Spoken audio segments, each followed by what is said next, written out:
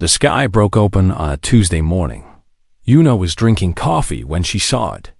She stood at the window of her small apartment in Seoul, watching the clouds turn strange colors. Purple, then gold. Then a color she had no name for. The ship came through like a knife-cutting cloth. It was huge. Bigger than any building Yuna had ever seen. Bigger than mountains.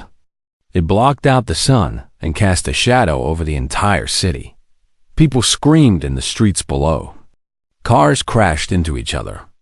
Yuna just watched. She had been waiting for this day her whole life. She was 42 years old. She worked for the government in a department that officially did not exist. For 20 years, she had studied alien languages that humans had never heard. She had trained for first contact with beings from other worlds. Everyone thought she was crazy. Everyone thought the department was a waste of money. Now, the sky was full of alien ships, and Yuna finally had a job to do. Her phone rang. She answered it.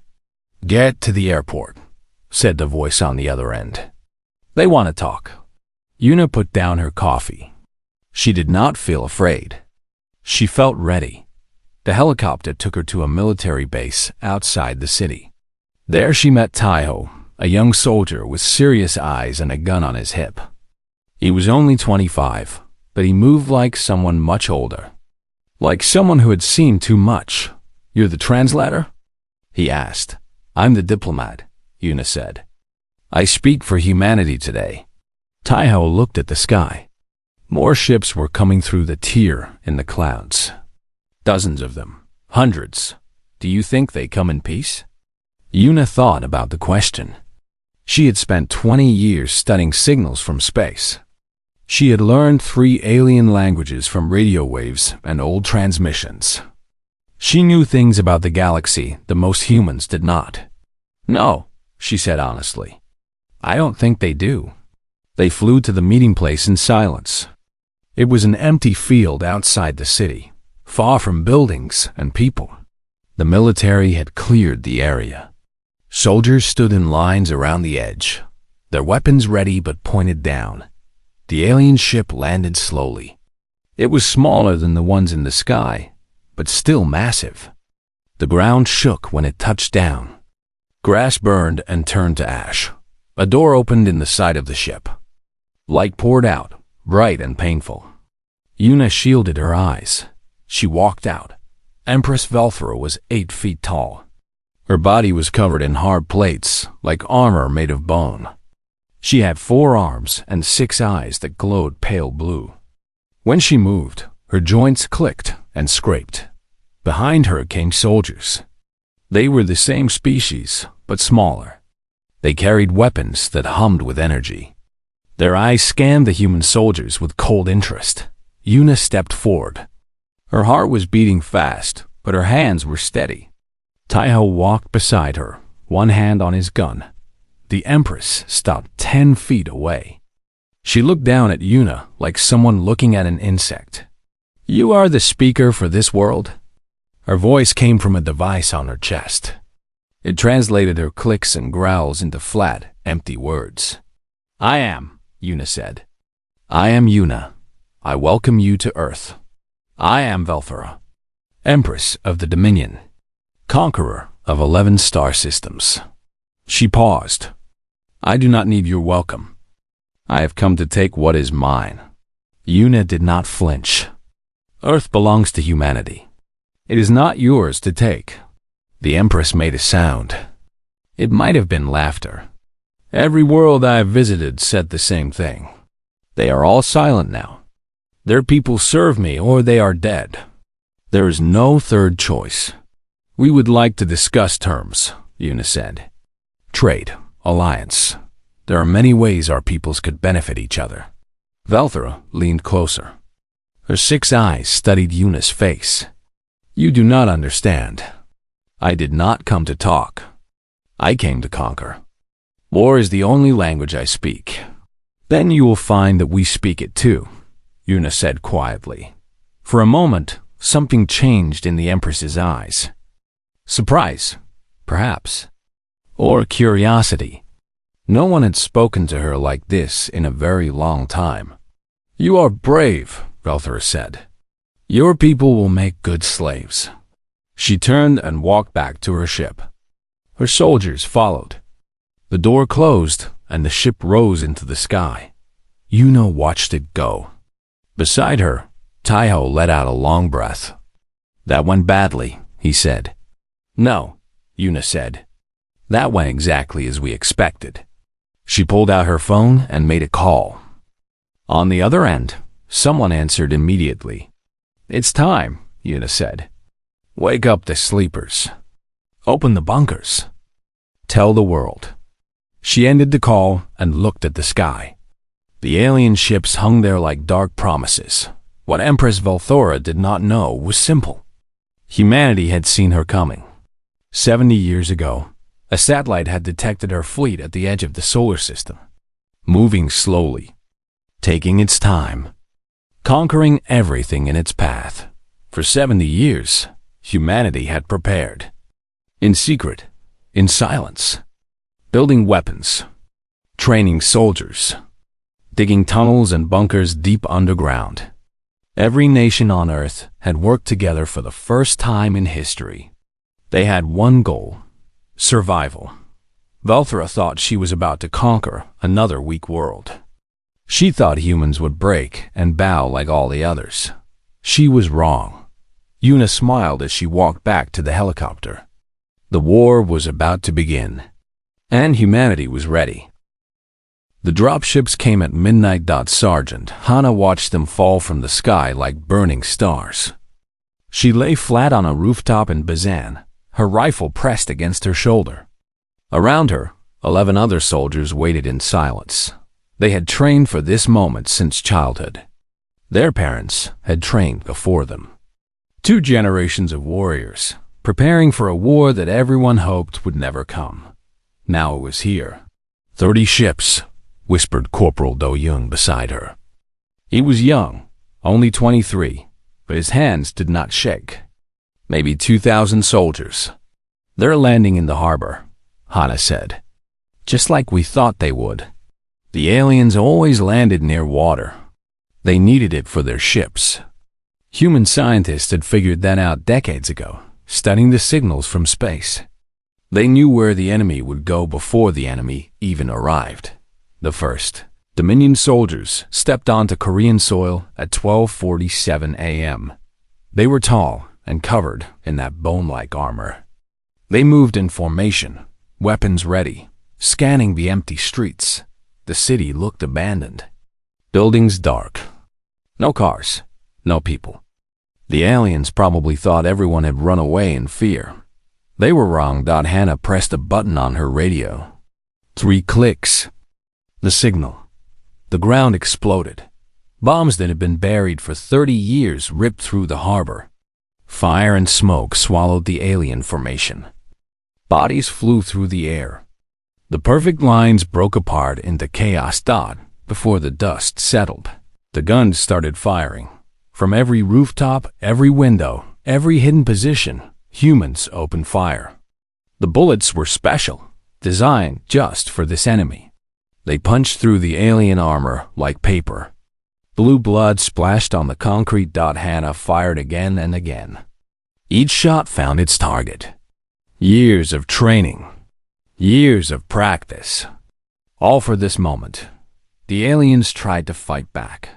Their energy weapons lit up the night, burning holes in buildings. A soldier next to Hannah screamed and fell. Another took his place.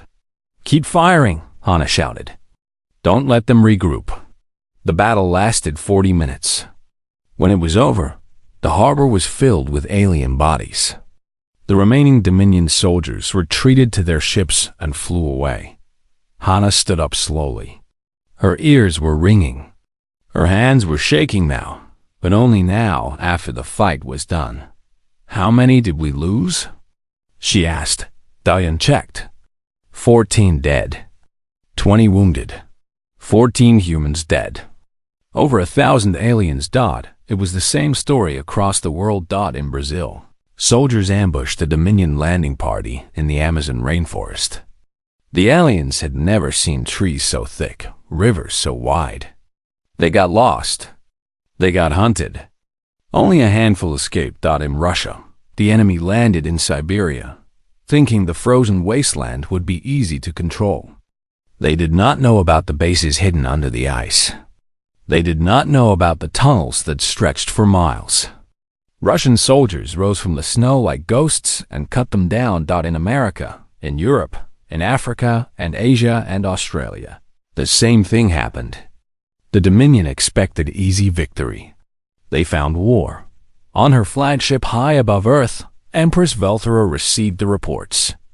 She sat on her throne, surrounded by screens that showed nothing but failure. "Explain this," she said. Her voice was quiet. That was more dangerous than shouting. Her generals looked at each other. No one wanted to speak first. "They were ready for us," one finally said. "They knew we were coming. Impossible. We gave no warning. Somehow they knew. Their weapons are designed to kill us. Their tactics are perfect against our formations. They have been preparing for years." Velthora stood up. She walked to a window and looked down at the blue planet below. So small. So weak. Yet it was killing her soldiers by the thousands. "I have conquered 11 worlds," she said slowly. "Civilizations far older than this one. Far more advanced. They all fell. They all broke." She turned back to her generals. Her 6 eyes burned with cold fury. "These humans are nothing. Insects. They live short lives on a tiny rock. They have no starships, no empire, no experience with war beyond their own petty conflicts. Yet they fight," the general said carefully. "And they win." Velthora was silent for a long moment. "Then we will teach them what real war looks like," she said. "Prepare the second wave. Full invasion force. Level their cities. Burn their fields. Make them understand that resistance only brings pain." "Yes, Empress." The generals left. Velthora stayed at the window, watching Earth turn slowly below.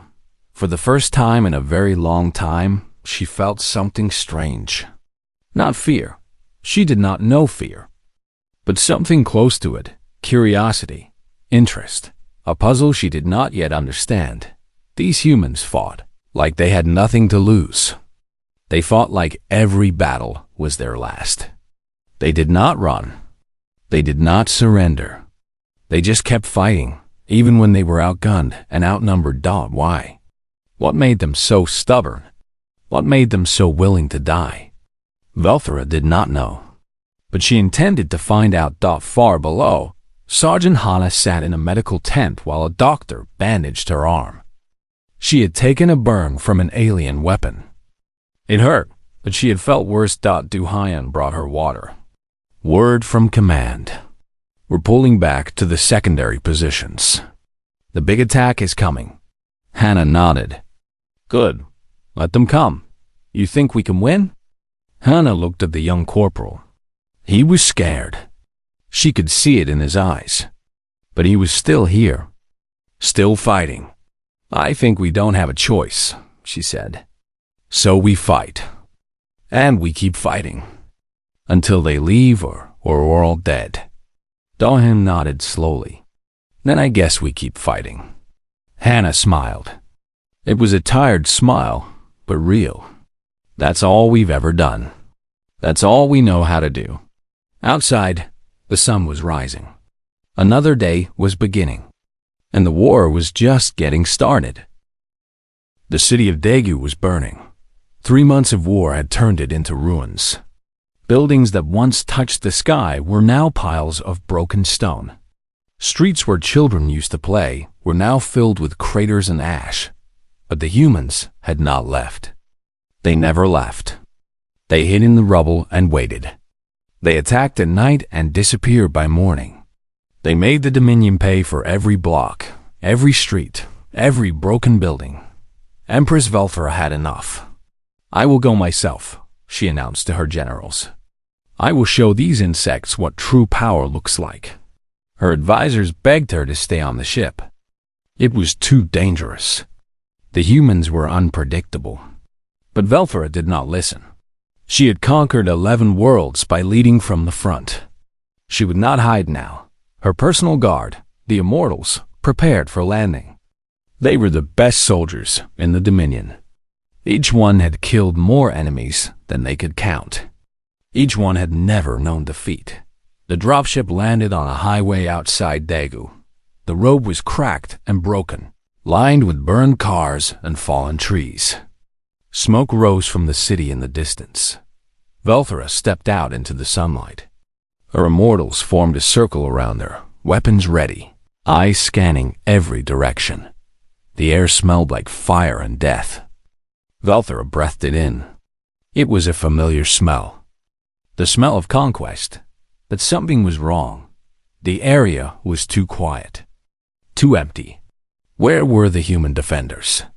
Where were the ambushes and traps? Then she saw him. A single human sat in the middle of the highway. He was old, with white hair and a lined face. He sat in a small folding chair, and beside him was a metal container that steamed in the cool air. He was drinking tea. Velthora stopped. Her Immortals raised their weapons. But the old man did not move. He just sat there, looking at her with calm eyes. "Who are you?" Velthora demanded. The old man smiled. "My name is Jisoo. I used to teach history at the university here, before your people burned it down.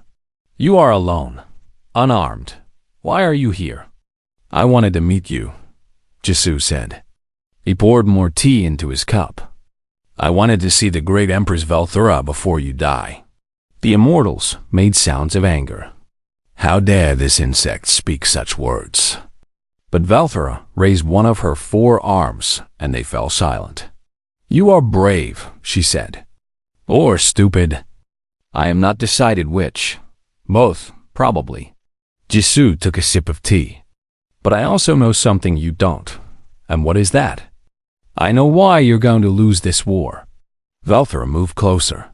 Her guards followed, watching the ruins around them. Something felt wrong. The air was too still. The silence was too deep. "Tell me," she said. "Amuse me before you die." Jisoo set down his cup. He looked up at the Empress with eyes that held no fear. "You have conquered 11 star systems," he said. "You have defeated species that were older than us, smarter than us, more advanced than us. They all fell. You think we will fall too? You will. No." Jisoo shook his head. "Because you don't understand what we are. Those other species you conquered, they were peaceful. They had forgotten how to fight. They built great civilizations and grew soft." He stood up slowly. His old bones cracked, but his voice was strong. "We are not soft. We have been killing each other for 10,000 years. War is in our blood. It is in our bones. Every generation, we find new ways to destroy each other. We have fought over land, over gold, over ideas. We have built weapons that can burn entire cities in seconds." Velthora watched him with growing interest. The old man was not afraid. Why was he not afraid? "You think you can teach us about war?" Jisoo laughed. It was a sad sound. "We have been students of war since before your species left your home world. We know things about death and destruction that would make your generals weep." "Pretty words," Velthora said. "But words do not win wars." "No," Jisoo agreed. "Sacrifice does." He smiled one last time. "We have spent 70 years preparing for you. I have spent the last 3 months preparing for this moment." Velthora felt something she had not felt in centuries. A cold feeling in her chest. Warning. "What have you done?" Jisoo closed his eyes. "Goodbye, Empress. I hope you learned something today." He pressed a button hidden in his sleeve. The world exploded. The ground beneath the Immortals collapsed. They fell into tunnels that had been dug in secret. Tunnels filled with explosives and fire. The blast was massive, shaking the earth for miles around. Jisoo died instantly. He had known he would. He had volunteered for this. His wife was dead. His children were dead. He had nothing left but his duty and his rage. When the smoke cleared, 600 immortals lay dead in the crater. The greatest warriors in the Dominion, destroyed by one old man with nothing to lose. Velthra was alive. Barely.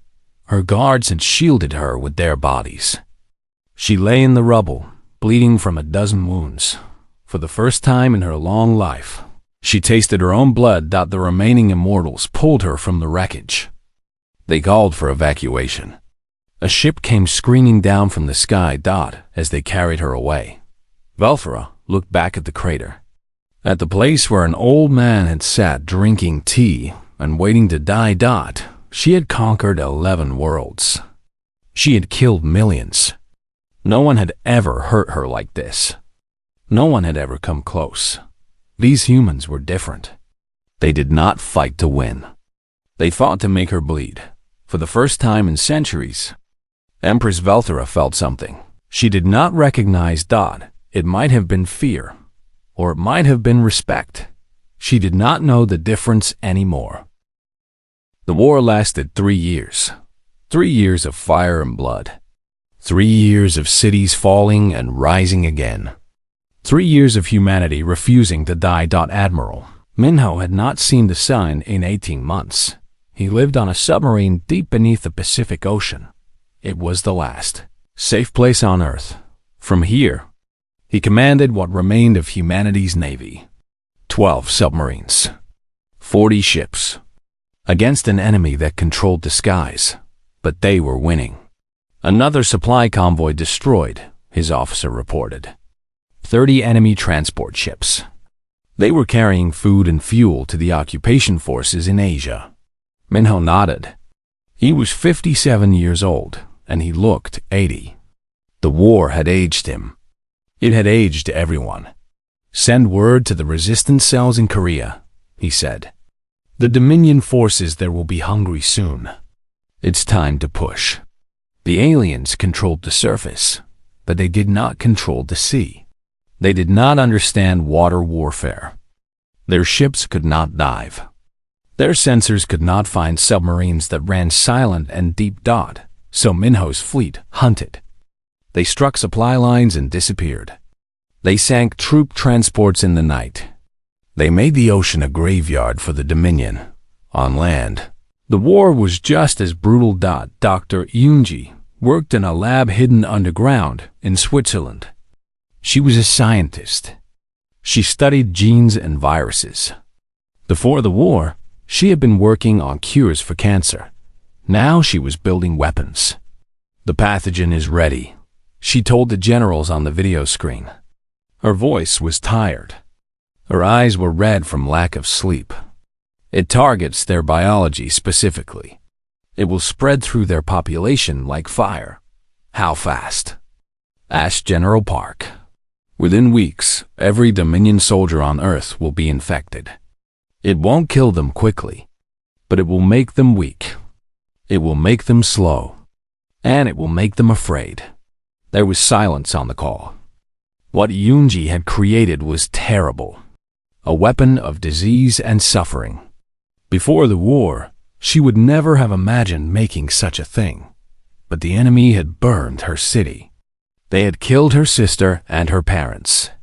They had taken everything from her except her mind. Now she used that mind to hurt them back. Release it, General Park ordered.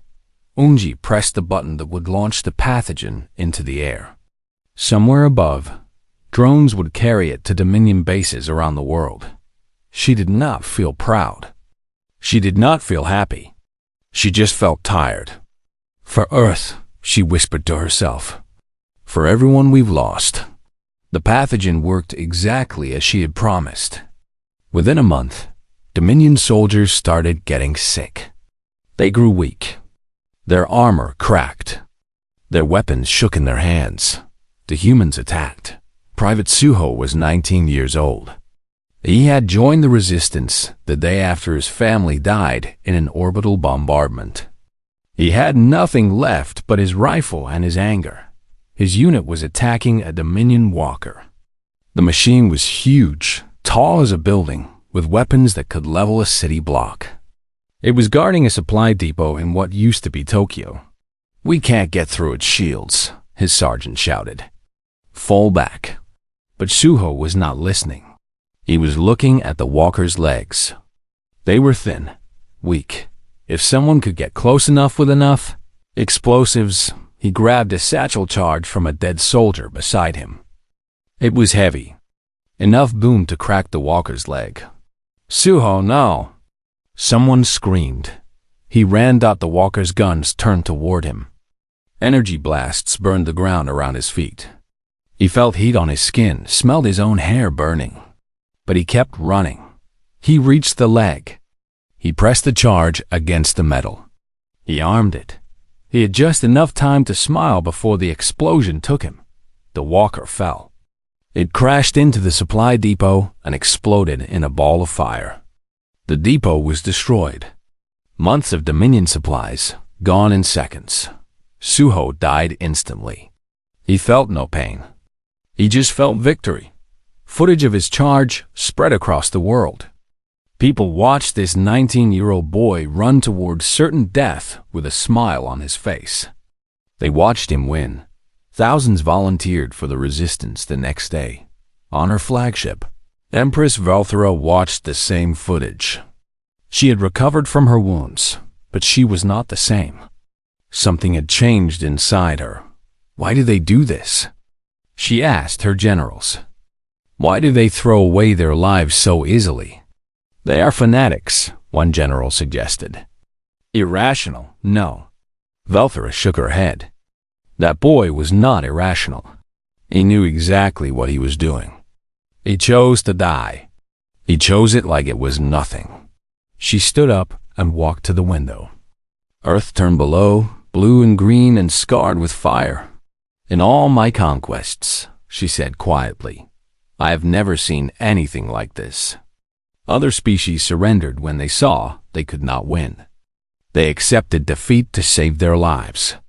"These humans do not surrender," the general said. "Even when they lose, they keep fighting." Yes, they do not fight to win. They fight because they cannot imagine any other choice. Valthera watched a city burn on the planet below. Humans were still fighting there. She knew. They would fight until the last one was dead. "We are losing," she admitted. The words tasted strange in her mouth. She had never said them before. Her generals looked at each other in shock. No one dared to speak. "We have lost 40% of our invasion force," Valthera continued. "The disease is spreading. Supply lines are cut. Our soldiers are tired and sick and afraid." She turned to face them.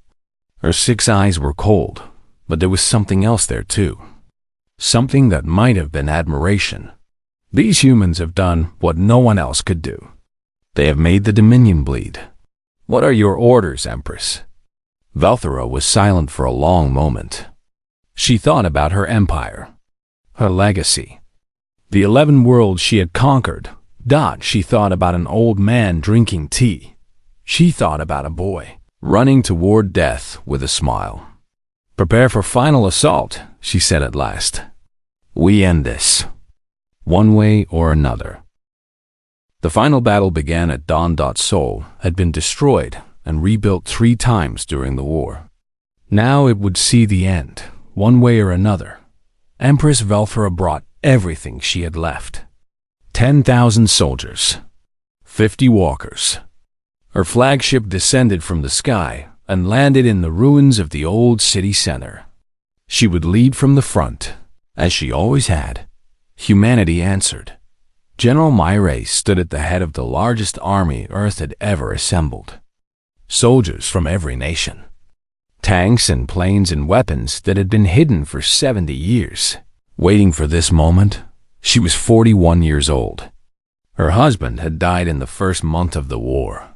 Her 2 sons had followed within the year. She had nothing left but duty.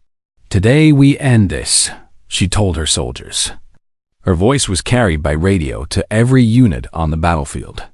For 3 years, we have bled. For 3 years, we have lost. But we are still here. We are still fighting. She paused. In the distance, the Dominion flagship loomed like a mountain of dark metal. They came here thinking we would break. They thought we were weak. They thought we would bow and serve. She drew her sword. It was an old weapon, passed down through her family for generations. Useless in modern war, but powerful as a symbol. Show them how wrong they were.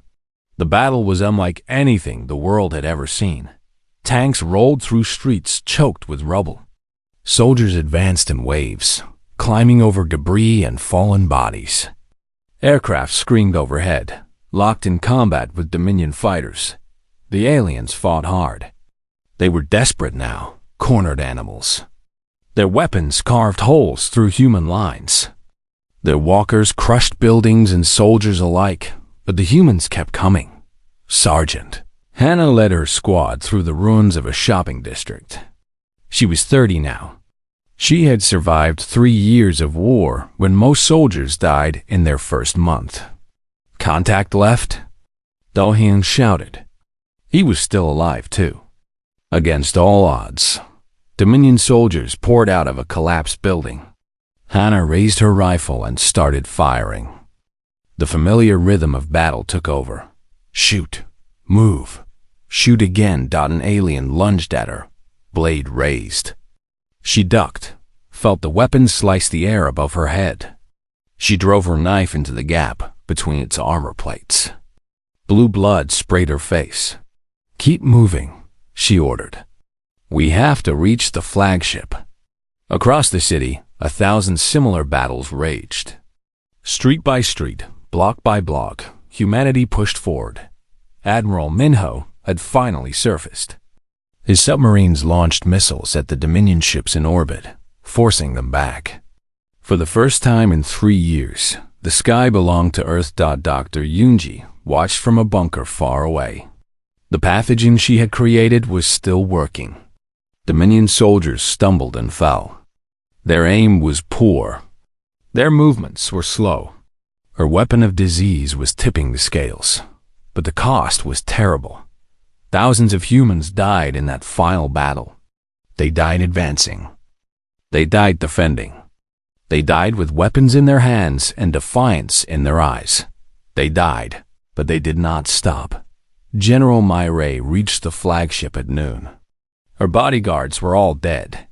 Her uniform was torn and bloody, but she was still standing. Breach the doors, she ordered. We're going in. The explosives blew a hole in the flagship's hull. Myray led the charge inside. The corridors were dark, filled with smoke and the bodies of Dominion guards. They found the Empress in her throne room. Velthora stood alone. Her immortals lay dead around her, killed in the fighting. She was wounded. Blue blood dripped from cuts in her armor. But she still stood tall. Myray entered with her soldiers. Their weapons were raised. Their fingers were on their triggers. It's over, Myray said. Velthora looked at her. 6 pale eyes, tired and ancient. Yes, the Empress agreed. It is. She stepped down from her throne. Her movements were slow, pained, but there was still dignity in them. Still power. Kill me, Velthora said. I would do the same in your place. It is the way of things. Myray looked at the alien Empress. This creature had burned Earth's cities. She had killed millions. She had taken everything from Myray. Everything. Myray lowered her weapon. No. The soldiers around her stirred in confusion. Velthora's eyes widened. What? You came here to teach us about war, Myray said. You thought that was all we understood. Violence. Conquest. Death. She stepped closer to the Empress. Close enough to strike. Close enough to kill. But war isn't the only language. It's just the one you hear first. She turned to her soldiers. Get the medics. Treat her wounds. General, one soldier protested. She's the enemy. She killed. I know what she killed. Moray's voice was hard. I know better than anyone. But if we are nothing but killers, then we are no better than her. Then she was right about us all along. The medics came. They treated Velthera's wounds. The Empress did not resist. She just watched my ray with those ancient eyes. I do not understand, Velthera said finally. Why would you show mercy? I showed you none. Because that's what makes us different, my ray replied. We fight when we have to. We kill when we must. But we never forget how to forgive. She sat down on the steps of the throne, suddenly tired. So very tired. The war is over, she said. Your fleet will withdraw. Your soldiers will leave. And we will begin again. And me? Myray looked at her. You will go home. And you will tell your people what you learned here. What did I learn? Myray smiled. It was a sad smile. A smile that had seen too much death. That there are some worlds that cannot be conquered. Not because they are strong, but because they would rather die than surrender. Velthera was silent for a long time. When she finally spoke, her voice was different, softer. You are a strange species. Yes, Myray agreed. We are. 15 years later, Empress Velthera returned to Earth. But this time, she came in peace. The Dominion and humanity had become allies. Trade routes connected their worlds. Knowledge flowed between their peoples. The empire that had once conquered 11 star systems now protected them. Velthera walked through the memorial in Seoul. It was a garden now, beautiful and quiet.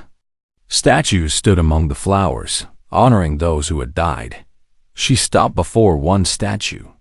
An old man sitting in a chair, a cup of tea in his hands. Professor Jisoo, the man who had taught her about sacrifice. Nearby was another statue. A young man running forward, a smile on his face. Private Suho, the boy who had shown her what courage looked like. Velthera placed a flower at the base of each statue. It was a human custom she had learned. A way of showing respect. You were right, she whispered to the stone figures. War is not the only language. She looked up at the sky. Ships passed overhead, human and Dominion, flying side by side. But hope speaks louder. She turned and walked away, leaving the flowers behind. The war was over. The teaching had begun. And humanity, as always, had survived.